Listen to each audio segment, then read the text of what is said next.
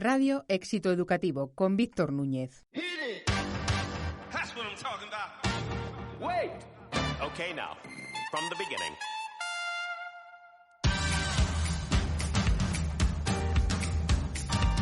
Radio Éxito Educativo, el podcast para los que deciden en la educación. Con la colaboración de School Market y el grupo CEFUDIMA. Bienvenidos al programa 28 de Radio Éxito Educativo, el podcast de los que deciden en la educación.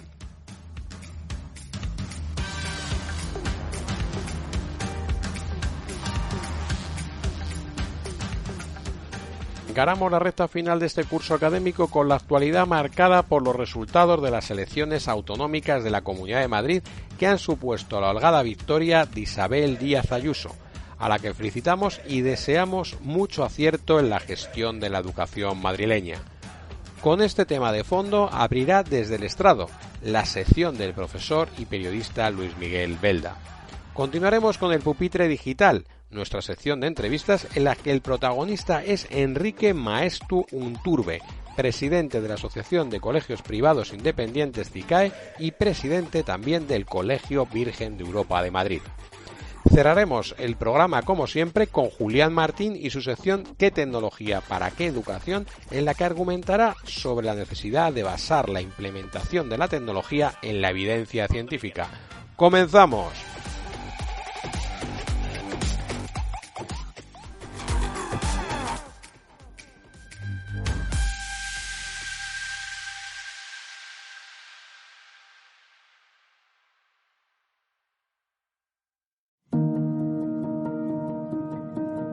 Desde el Estrado, una visión global de la educación con Luis Miguel Belda. Me llamo Pecas y vivo en Malasaña con una rubia castiza, incontrolable, liberal, seductor. Qué curioso, ¿verdad? Bueno, pues este era el perfil de Pecas, el perro mascota de la expresidenta de la Comunidad de Madrid, Esperanza Aguirre. La referencia a la rubia castiza es a ella misma, a Esperanza Aguirre. Pecas ya falleció, pero el texto y sus movimientos en la red social Twitter fueron responsabilidad, a que no lo sabía, de Isabel Díaz Ayuso, la periodista que el 4 de mayo arrasó en la Comunidad de Madrid, propiciando un récord de participación en unas elecciones en Madrid y otro récord, el del peor resultado para el PSOE en su historia en esta comunidad autónoma. Pecas participó activamente en la campaña de su dueña, Esperanza Aguirre, para ser alcaldesa de Madrid, unas elecciones que Esperanza ganó, pero no con suficiente mayoría para evitar que Manuela Carmena se hiciera con el ayuntamiento. 4 años estuvo, ya lo saben. Pero Pecas, seguro que sí, dio por buena su participación en Twitter en favor de su entonces dueña. Quien estaba detrás moviendo los hilos es hoy la virtual presidenta de la Comunidad de Madrid. Hasta el diario El País no se cortó estos días y usó el verbo arrasar en su portada.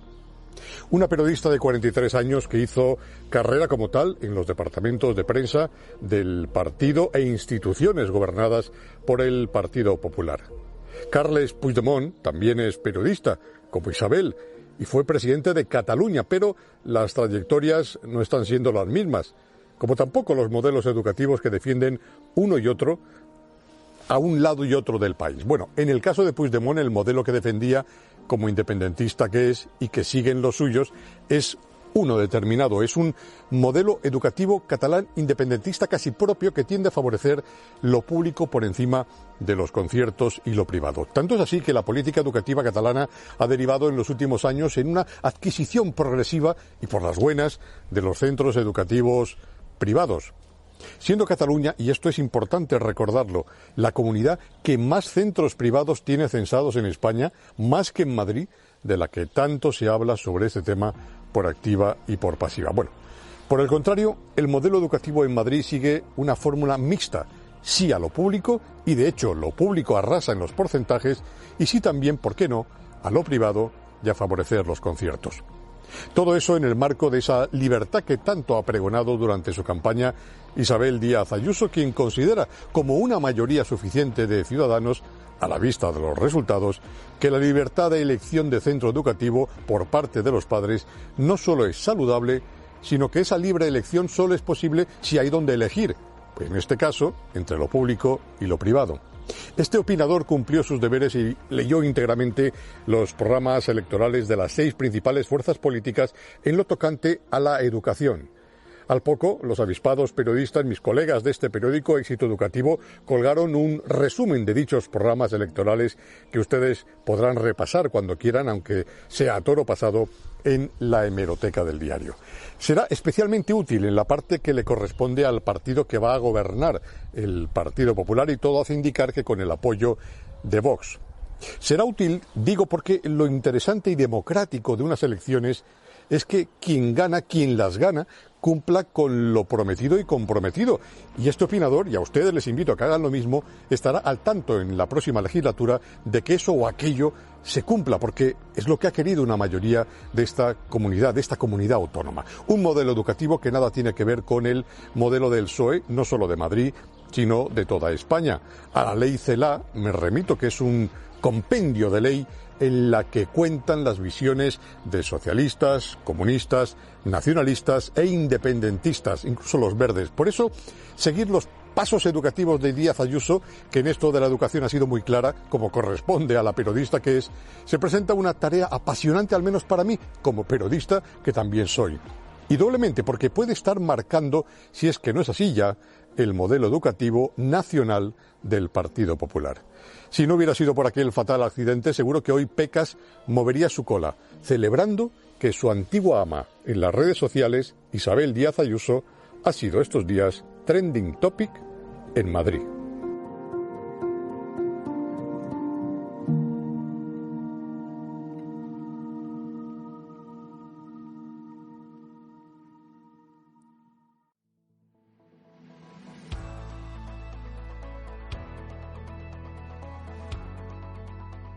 El pupitre digital. Bienvenidos al Pupitre Digital, el espacio de reflexión de Radio Éxito Educativo y el canal de YouTube de Éxito Educativo. Hoy tenemos con nosotros a Enrique Maestu, presidente de CICAE y director del Colegio Virgen de Europa. Muchas gracias, Enrique, bienvenido. Buenos días a todos, buenos días. Bueno, Enrique, estamos viviendo un año realmente complicado, especialmente yo creo que el ámbito educativo, aunque no se salga a aplaudir a los balcones, ni se haya salido a aplaudir a los balcones a los profesionales de la educación, creo que habéis hecho una labor muy importante, estáis asumiendo un rol importantísimo en la sociedad, pero también estáis viviendo, pues como no puede ser de otra manera casi en este país, también las tensiones, ¿no?, de una nueva ley educativa. Entonces me gustaría que hicieras un poco balance de este curso tan complicado que estáis viviendo. Bueno, yo la verdad es que en mi forma de expresarme soy un poco, digamos, tajante. Yo creo que se podría haber hecho mucho mejor el trabajo con respecto a la pandemia. El año pasado se podían haber dado todas las clases, todos los días, todas las asignaturas. Y solo se hizo una pequeña parte del sistema educativo. Y eso tiene unos costes respecto al servicio que damos, que es que hay una generación que tiene fuertes lagunas. Y este año estamos teniendo un problema parecido. Todos estos sistemas de asistencia de un 50% a los colegios o de un 60% están generando una enseñanza discontinua. Todo esto realmente vamos a tener que compensarlo dentro de un tiempo, porque realmente estas generaciones no tienen la formación que habían tenido las de antes. Yo creo que aquí es donde se ha podido ver, en la pandemia, la capacidad que tenía un sistema educativo para reaccionar ante situaciones nuevas. Yo cuando era joven recuerdo que se definía inteligencia como capacidad de adaptación a situaciones nuevas. Pues la inteligencia del sistema ha sido muy desigual. Y no han sido cosas ni de la privada, ni de la pública, ni de la concertada, porque en todos los casos ha habido gente que lo ha hecho bien y en todos los casos ha habido gente que lo ha hecho muy mal, ¿no? Ha sido más bien esa capacidad de reacción, esa disposición a responder y a resolver, que yo no siempre he encontrado. A veces es mucho más cómodo decir que bien lo hemos hecho todos los docentes, pues yo creo que no hay que ponerse medallas cuando uno no se las merece. ha habido una reacción desigual y hay una responsabilidad muy grande porque el servicio que nosotros damos a la sociedad es un servicio trascendental. Eso respecto a la pandemia, ¿no? Respecto a otras cuestiones, porque hemos vivido en medio de la pandemia todo un proceso de desarrollo de un nuevo marco legal, ¿no? Que parece que es algo que también tendríamos que mencionar. Yo sobre el desarrollo del nuevo marco legal quiero empezar desde más atrás. Hace 30 años la Unión Europea hizo una recomendación a los países diciendo que los objetivos de la educación estaban cambiando, que el modelo de educación en el que estábamos viviendo se estaba quedando obsoleto. Por tanto, la necesidad de una renovación educativa no es una voluntad de algunos partidos, algunas ideologías, es una necesidad de la sociedad. Y perder los trenes tiene también costes para los países. A esas recomendaciones de la Unión Europea respondieron adecuadamente muchos modelos educativos que entraron en un proceso de transformación paulatino, que por cierto es como se producen los cambios en la educación paulatinamente, no con grandes revoluciones, ¿no? Y sostenido, de manera que ahora tenemos sistemas educativos tremendamente actualizados. ¿Cuáles han sido los que realmente se han renovado? Los que daban más autonomía a los centros, los que generaban un marco legal muy básico, ¿no? Los que transformaban el currículum. El debate educativo que tenemos en España está demasiado crispado y demasiado centrado en si currículum nacional o no, sobre si enseñamos religión o no, sobre equidad, no equidad. Yo creo que sería muy saludable para la sociedad española que centráramos el debate educativo en las necesidades de transformación del currículum educativo, de los métodos educativos, en la adaptación a las nuevas profesiones que nos esperan. Los chicos que se educan hoy van a ser operativos en el 2040. Si vemos cómo ha cambiado la sociedad en los últimos 20 años, a mí me da verdaderamente vértigo pensar cómo será la sociedad en la que crecerán los chicos que hoy día estamos educando. Y respecto a la polémica que ha habido, ¿no? Y las plataformas que se han organizado en contra de la ley, la posición de CICAE, digamos que ha sido quizá la menos beligerante respecto pues a otras plataformas como Más Plurales, donde está pues otras organizaciones, especialmente centros concertados. ¿Cómo veis esa relación? También habéis sido y lleváis unos cuantos años pues a través de un informe o estudio a través que lanzáis en este caso este año con CEAPA sobre las cuotas que cobran los centros concertados. ¿Creéis que la situación actual de la educación está para fragmentarse más? O sea, ¿por qué es tan difícil esa unión entre el sector educativo? ¿O cuál es el planteamiento que hacéis también respecto a la concertada? Bueno, pues vamos a ello. Intentaré explicarme de una forma coherente. Lo primero es que nosotros no somos una patronal. Nosotros somos una asociación de centros que se construyeron para compartir experiencias de innovación educativa y adaptarnos a la sociedad del futuro, a lo que se nos venía encima. Y durante mucho tiempo esa ha sido nuestra principal actividad. Pero también hemos ido viendo que necesitamos defender nuestro sector, defender el sector de la enseñanza privada, de lo que consideramos que es una competencia contra la que nosotros no podemos, digamos, confrontarnos en condiciones de igualdad. Nosotros somos partidarios de la estructura del sistema educativo que hay en España ahora mismo, que hay un sector público que creemos que debe de ser de calidad y debe de ser exigente y que el Estado lo debe cuidar y debe conseguir que la sociedad española tenga un buen nivel educativo en su conjunto. Creemos que cuando se definió el modelo de conciertos fue una decisión magnífica. Entidades privadas que tenían una, digamos, vocación de servicio público, que querían colaborar de una manera social en la formación de las nuevas generaciones. Y eso estuvo muy bien. El Estado sostenía centros que gestionaban una enseñanza pública. Entidades privadas que gestionan enseñanza pública. Un magnífico modelo.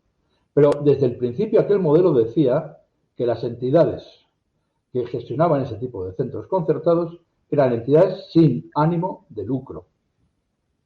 Eran entidades benéfico-docentes. Nosotros pensamos que este sistema se ha ido poco a poco degradando. Y esta degradación ha llevado a extremos bastante llamativos. O sea, hay centros concertados hoy en día que cuestan más que mi colegio. Mi colegio es un colegio privado absolutamente que no tiene ni un solo modelo de subvención al que acogerse. Entonces, hay centros en Cataluña que pueden llegar a cobrar 800 euros y ser concertados. Hay una degradación del sistema. Nosotros lo que le hemos pedido tanto a la administración actual como se lo pediremos a cualquier futura administración es que el proceso de degradación se modifique. O bien porque reconocen que los centros sostenidos con fondos públicos pueden cobrar libremente y eso se legaliza, pero no se atreven a hacerlo. O bien porque se exige que los centros sostenidos públicos sean entidades sin ánimo de lucro y den una enseñanza gratuita. Nosotros solo pedimos en realidad algo tan sencillo como que se cumpla la ley. Pero en cualquier caso, precisamente la ley lo que dice es que los centros concertados no pueden cobrar por la escolarización. Entonces, si un centro obliga a una familia a pagar por la escolarización, podría tener un problema con la inspección, porque está infringiendo a la ley. Exactamente, debería de tenerlo. Nosotros, en el informe que hemos... ¿Consideráis que la inspección educativa en las distintas comunidades autónomas está haciendo dejación de sus funciones? Nosotros creemos que hay dejación de funciones. Hay ese tipo de dinámicas que se reconocen bajo el aspecto de los intereses creados. Hay un mundo de pequeñas trampas que se van haciendo a lo largo del tiempo, que se van consolidando, se van reconociendo y se van asentando. Que es lo que ha venido pasando en el sistema de los conciertos. Hay centros, que por cierto, hay que decirlo todo, que son escrupulosos en la prestación de sus servicios. Yo diría que la mayor parte de los centros de la Iglesia que están gestionando el sistema de conciertos lo hacen escrupulosamente como un bien social. Y hay que reconocérselo. Lo que no hay que hacer es que todo el mundo se sienta, criticado. Nosotros, a todos aquellos que están llevando a cabo el sistema de conciertos de una forma escrupulosa, lo único que tenemos que hacer es admirarles, respaldarles y reconocerles, ¿no? Lo que nosotros no queremos es que se introduzca un nuevo sector de la enseñanza concertada con mucho ánimo de lucro. Y nosotros, en los informes que hemos hecho, lo que queríamos es que eso estuviera fuera de discusión, que hubiera datos fehacientes que demostraban que se había perdido el espíritu original de los conciertos. Porque cuando solo se habla de abstracciones, al final lo que parece es que son solo opiniones, ¿no? Entonces, en esos informes que están públicos, que se los hemos hecho llegar a las administraciones públicas, que los han conocido los medios de comunicación, lo único que hacemos es poner punto por punto los hechos. No se puede decir que porque das 3/4 de hora al día de clase de refuerzo justificas el pago de 201 euros al mes. No se puede, eso no se puede sostener dentro del sistema de los conciertos, no se puede sostener.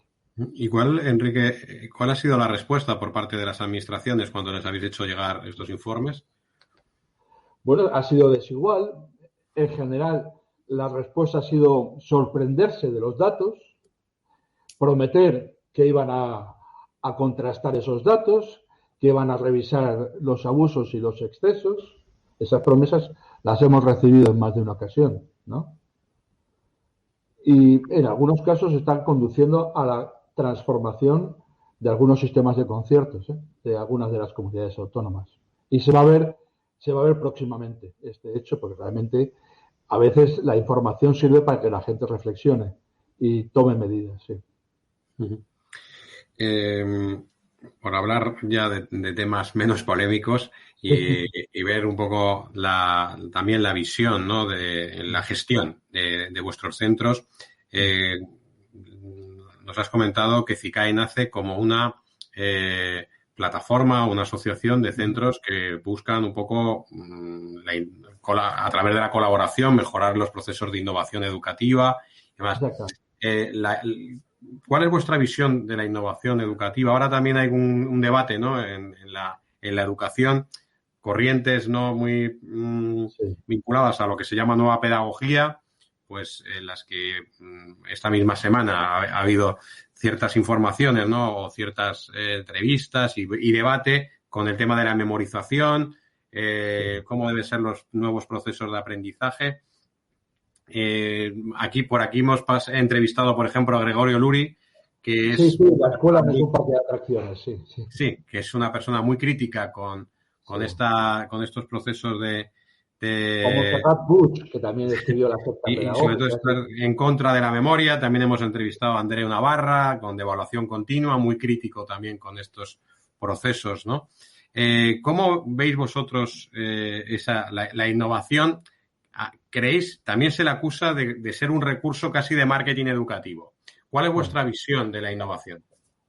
Fíjate, va a parecer un poco raro lo que voy a decir. Yo creo que el programa de reforma pedagógica es tan viejo como Pestalozzi. Fíjate si estamos hablando de los orígenes de la pedagogía. Y es curioso que todos los grandes pedagogos a lo largo de la historia han dicho cosas semejantes, ¿no? Mira, venimos de un sistema en el cual un profesor daba conferencias de 1 hora a los alumnos, que tomaban apuntes, que les mandaban tareas para casa, ¿no?, y que luego les hacían exámenes donde tenían que repetir lo que les habían dicho. Parece una revisión un tanto abusiva del sistema, ¿no? Pero cualquiera de los que me esté oyendo sabe que eso le ha pasado a él, o sea que es que ni siquiera es abusivo. Nos ha pasado a todos los de nuestra generación, ¿no? La teoría de los ciclos de atención, que hoy en día es un conocimiento común en la neurociencia, nos dice que las personas, tanto yo como los que me están escuchando, tienen ciclos de atención de un máximo de 12 minutos. Y que a los 12 minutos, inconscientemente, involuntariamente, la mente se les va. Y tienen que hacer alguna reacción para recuperar la atención. Un aula tiene que ser un aula donde se va a trabajar en el aula. El aula es el lugar del trabajo. Es un taller de aprendizaje, donde tiene que haber una variedad de aprendizajes. Tiene que haber variedad en el aula. Programar una sesión de aulas como programar una obra de teatro con presentación, nudo, desenlace y varios actos, ¿no? Así tiene que ser la enseñanza del futuro, adaptada a cómo aprenden los alumnos. Lo segundo es que hay alumnos que aprenden de diferentes maneras. Hay alumnos más abstractos que comprenden muy bien las ideas en sí mismas. Hay alumnos que necesitan ejemplos. Hay alumnos que necesitan tocar las cosas, moverlas. Hay alumnos que no aguantan sentados. La variedad de personas que aprenden necesita una variedad de profesores que enseñan y una adaptación a esas circunstancias. En realidad, eso no es ni nueva ni vieja pedagogía. Los buenos profesores, yo tuve profesores que entendían esto y ya lo hacían. Adaptarse a cada chico y adaptar la sesión a los ciclos de atención sin saberlo. Bueno, pero eso sería nada más que un tema sobre metodología. Cuando el señor Luri dice que la escuela no es un parque de atracciones, pues probablemente tenga razón, no es un parque de atracciones. Pero lo que sí sabemos es que atrayendo a los alumnos y motivándoles, aprenden mucho mejor. A mí también me pasa, por cierto. Así que un buen pedagogo tiene que ser un buen motivador. Y en el rebufo de la motivación se sacan muchísimo partido a los alumnos, mucho más. La nueva escuela tiene que dejar de pensar en términos de talla única. Los alumnos son todos diferentes y tiene que haber trajes a medida para los alumnos. Cuando yo estaba con un grupo de directores de CICAE visitando Helsinki, les preguntábamos por qué ellos no tenían fracaso escolar. Y la respuesta fue magnífica y muy sencilla. Porque cuando detectamos las deficiencias, actuamos en ese momento. de forma contundente. No esperamos a que la deficiencia se convierta en un problema. Acompañamos a los alumnos que manifiestan deficiencias desde el primer momento. Por eso los colegios de CICAE tenemos poco fracaso escolar, porque hacemos atención personalizada a los alumnos que lo necesitan. Y eso tiene que funcionar ya de una forma sistemática en nuestro sistema, no solo en nuestros colegios. Pero realmente lo que sí que tiene que cambiar es la estrategia de cómo se aprenden las cosas. Yo personalmente fui un alumno con muy buena memoria y abusé de mi memoria. Y además, abusar de la memoria siempre tiene unas consecuencias que todos conocemos, que la memoria es traicionera y a los 2 años se te ha olvidado todo, ¿no? Lo que no olvidas nunca es lo que aprendiste, como que el que aprende a montar en bicicleta, que no lo olvida nunca, ¿no? Lo que aprendiste y lo usaste. Entonces, los nuevos modelos lo que están diciendo es que demuestres que eres capaz de hacer con lo que has aprendido. Ese es el modelo competencial. Lo importante son las habilidades, los desempeños. Y centrar la enseñanza en los desempeños no es despreciar los contenidos, tampoco es despreciar la retención de la información. Yo diría que el piano se toca con todos los dedos. Y lo que no podemos hacer es despreciar la utilización práctica de los conocimientos. Igual que tampoco podemos despreciar hoy en día los dedos tecnológicos, ¿no? ¿Y por qué vamos a despreciar la memoria? ¿No? Yo no la desprecio en absoluto, pero no la considero el soporte básico del conocimiento.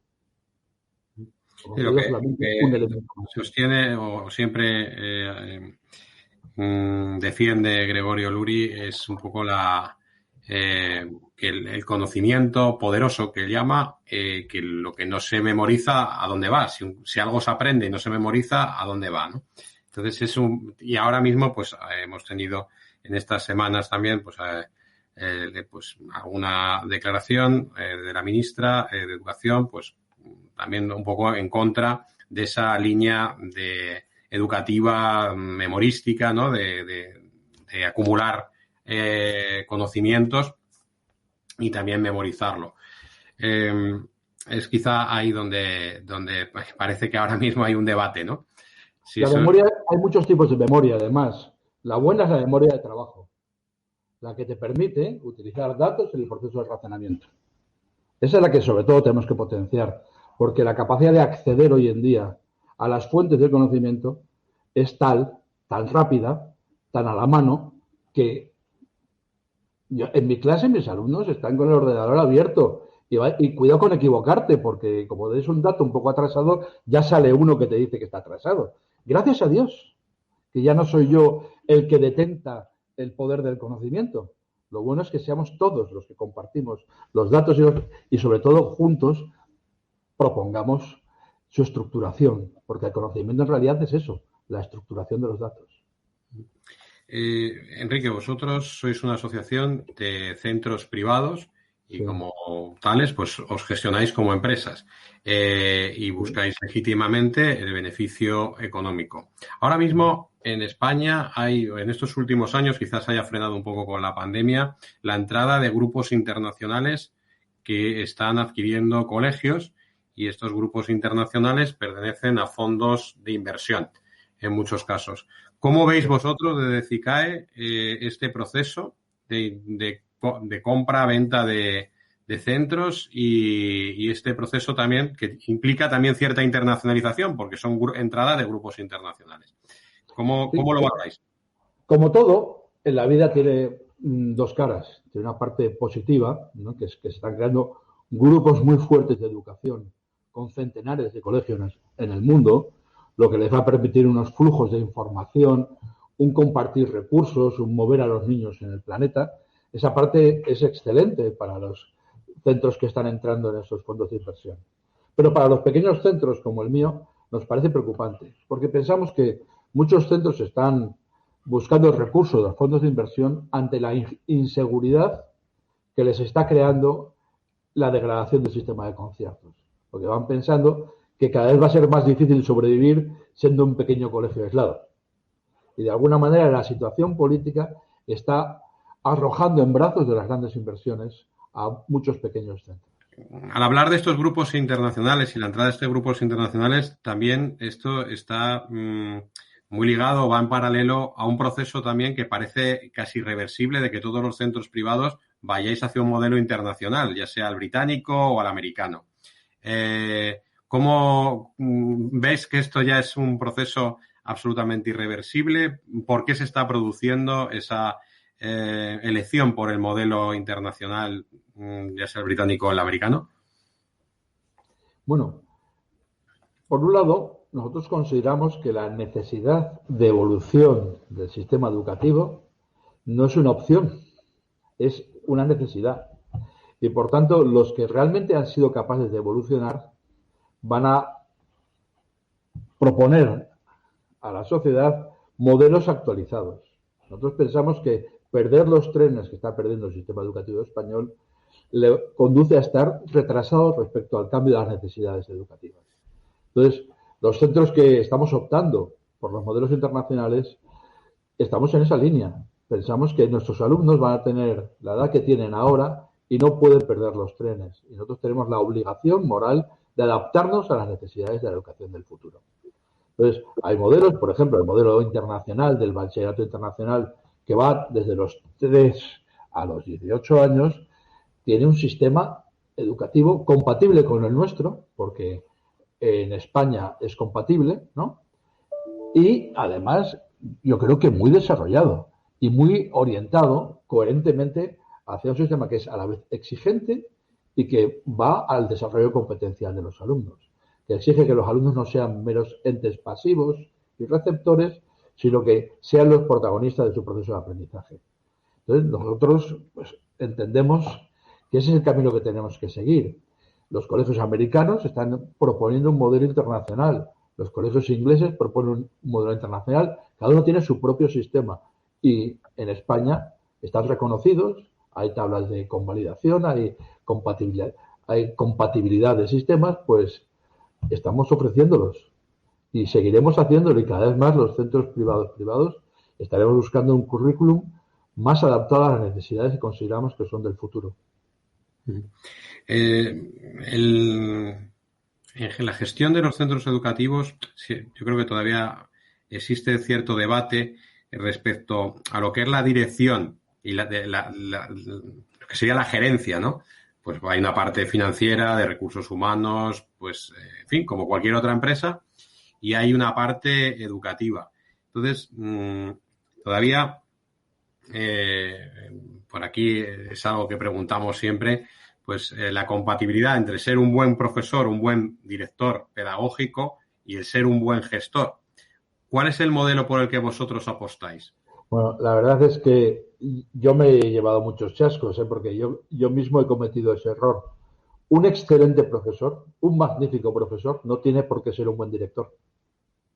Y al contrario, los alumnos están perdiendo su excelencia como profesor y las organizaciones están funcionando mal porque en realidad su especialidad no es esa. Yo creo que la labor directiva en los centros educativos tiene que ir profesionalizándose.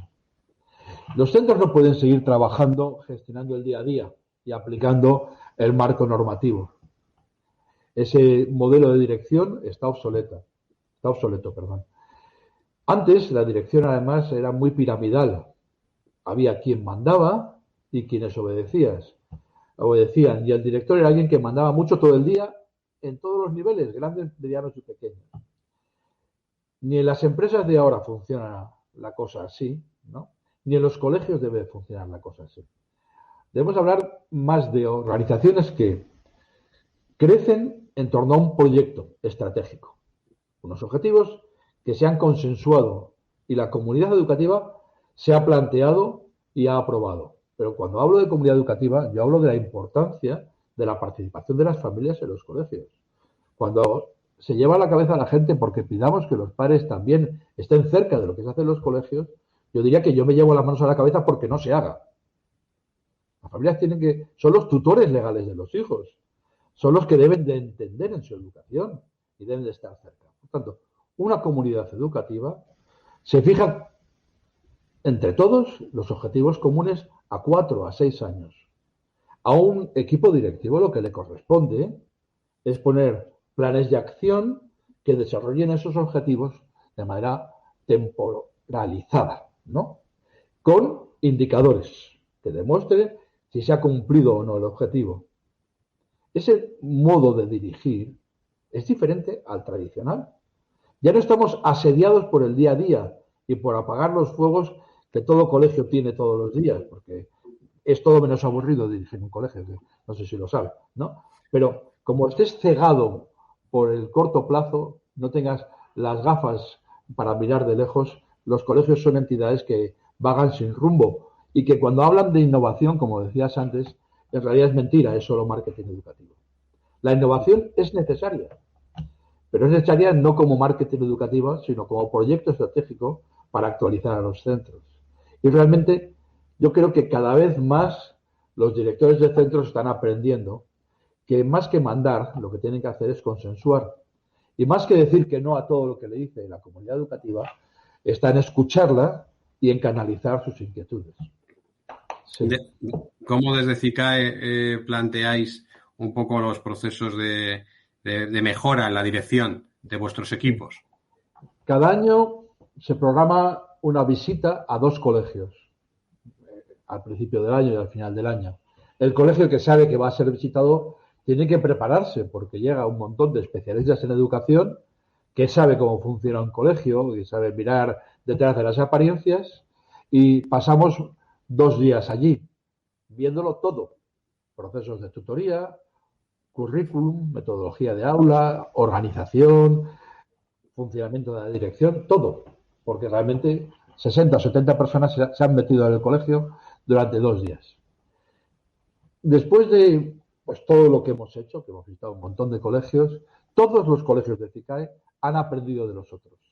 Todos nos hemos traído del viaje 2 o 3 ideas que hemos implantado. Por tanto, en todo este proceso de una década, los colegios de CICAE han mejorado todos gracias a que han aprendido unos de otros.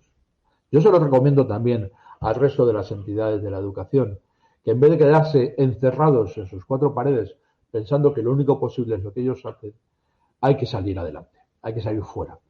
También hacemos viajes internacionales.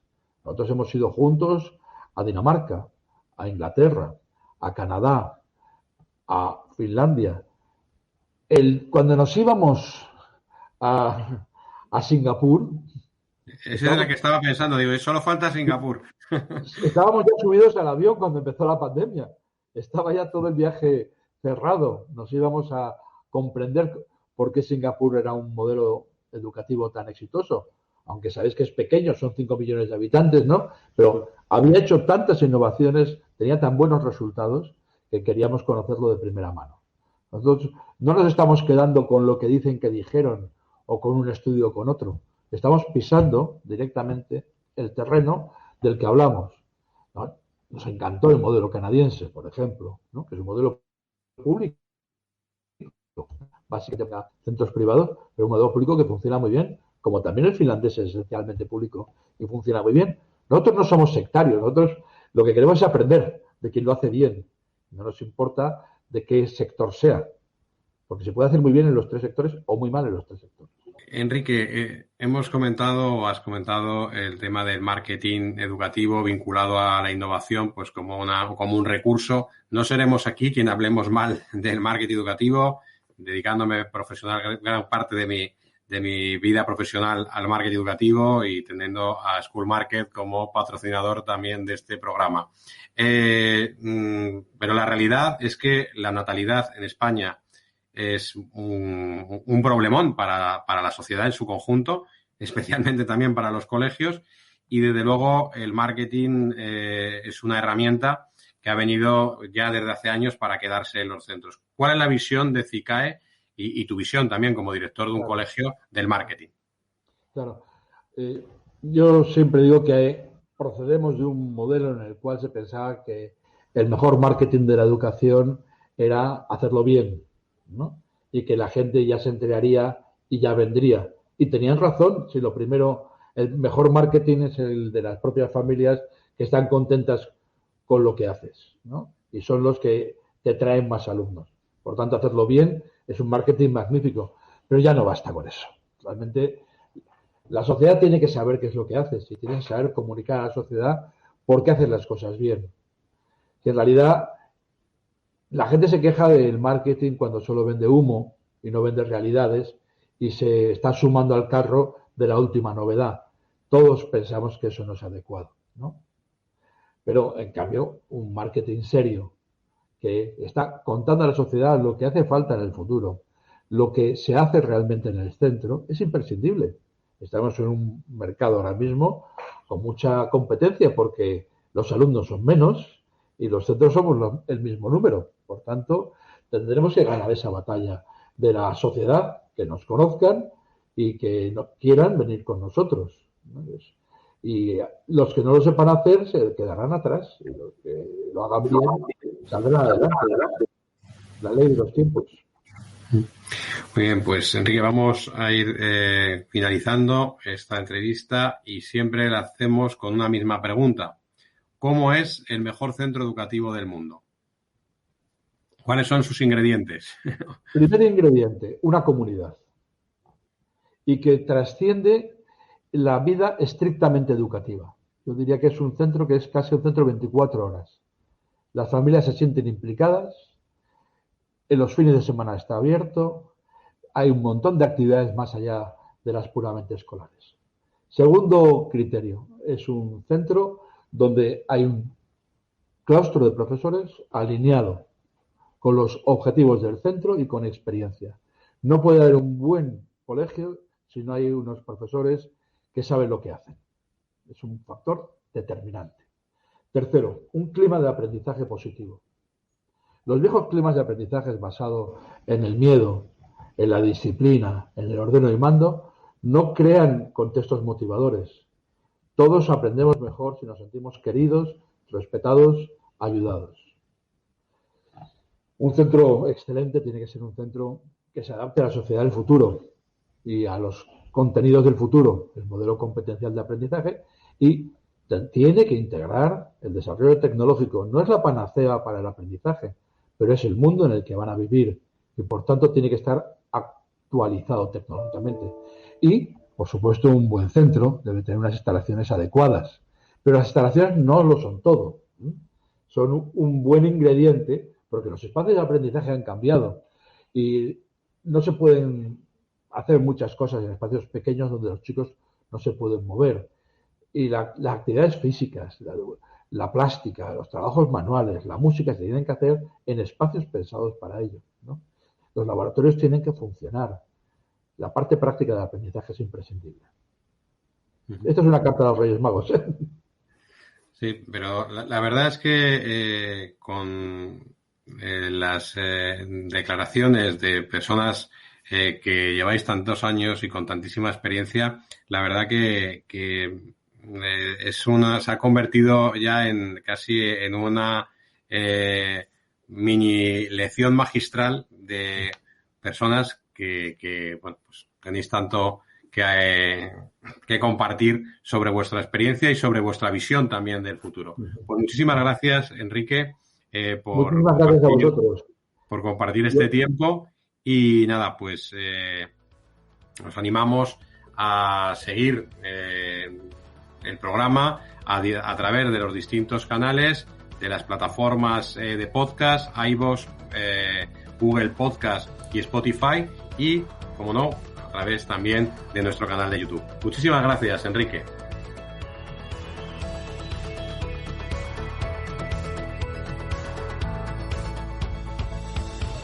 ¿Qué tecnología para qué educación? Con Julián Martín.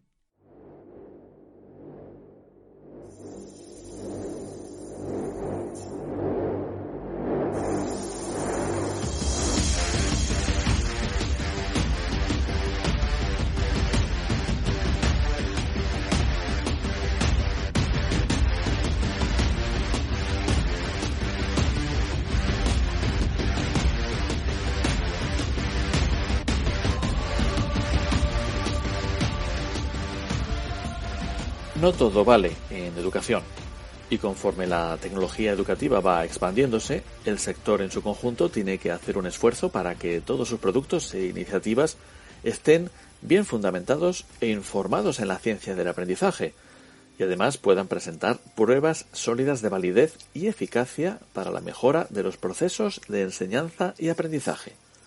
Así de claro. Quizá a muchos escuchantes lo que digo les pueda parecer algo un poco exagerado o se han quedado un poco extrañados. ¿Qué quieres decir exactamente? ¿A qué te refieres? Veámoslo. Deben saber que, por nuestra parte, estamos abogando por una educación informada en las evidencias científicas. Este es un planteamiento todavía poco conocido y poco extendido. Si hay unas prácticas o metodologías pedagógicas que consiguen su objetivo mejor que otras, deberían ser estas las que se primen o recomienden. Igual que en la medicina. Esa es la manera de que las ciencias de la educación actúen como tales. La educación basada en evidencias no es en estos momentos algo exigible, pero sí debe convertirse en nuestra guía y referencia de trabajo. Al menos debemos tener este planteamiento en cuenta. Y si esto es de aplicación general a cualquier aspecto de la educación, lo es más aún en el terreno de la tecnología educativa.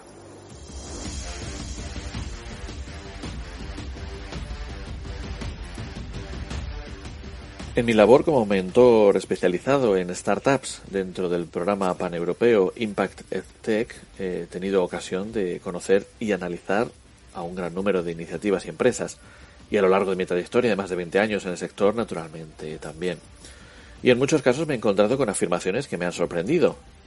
Siempre me ha resultado chocante el hecho de que un número demasiado elevado de empresas de tecnología educativa suelen presentarse diciendo que resuelven determinado problema educativo, pero no explican en qué se basan para construir su solución.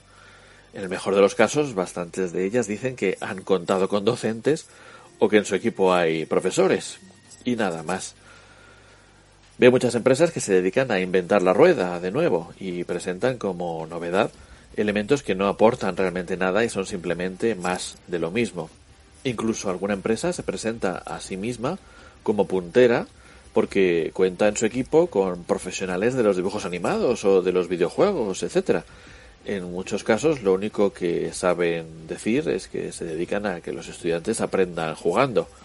Y no digo que eso no sea interesante, pero estamos hablando de educación y no de entretenimiento. ¿No pueden profundizar un poco más?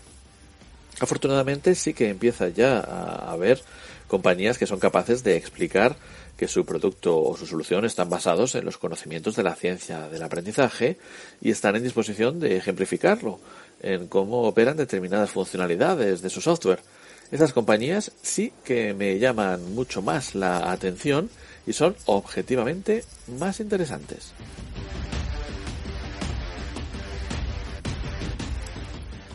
Pero si además estas compañías han tenido la oportunidad de demostrar objetivamente su eficacia para mejorar los procesos de enseñanza y aprendizaje, dan un paso más para que me fije en ellas.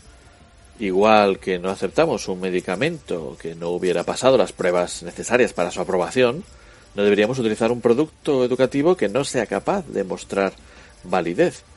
En estos momentos lo que digo, por desgracia, es un desideratum, una aspiración que aún no se ha cumplido, pero igual que en el caso de la fundamentación científica, debe convertirse en una guía o referencia. El mercado de los medicamentos, por ejemplo, para esto está muy regulado y nadie puede saltarse esa regulación. En la educación estamos aún muy lejos de esto, pero por ejemplo, los libros de texto en papel pasan por un proceso cualitativo de validación, al menos hay un cierto control por parte de la administración. Y en el caso de los contenidos educativos digitales, en las startups educativas, poco a poco iremos transitando hacia un sector de la tecnología educativa mejor establecido y más riguroso. Y cuanto antes lo hagamos será mejor para todos. Para las empresas serias, para la administración, para los docentes, las familias y sobre todo para los estudiantes, que serán quienes se beneficiarán de la mejora. Para muestra un botón. En Estados Unidos está la Food and Drug Administration, la famosa FDA, como agencia pública que regula los alimentos, medicamentos, cosméticos o aparatos médicos. Y este organismo ha aprobado un videojuego como tratamiento para mejorar la atención en niños con TDAH. Es un hito, verdaderamente. Pues hacia algo parecido deberíamos tender para separar el grano de la paja, y más pronto que tarde.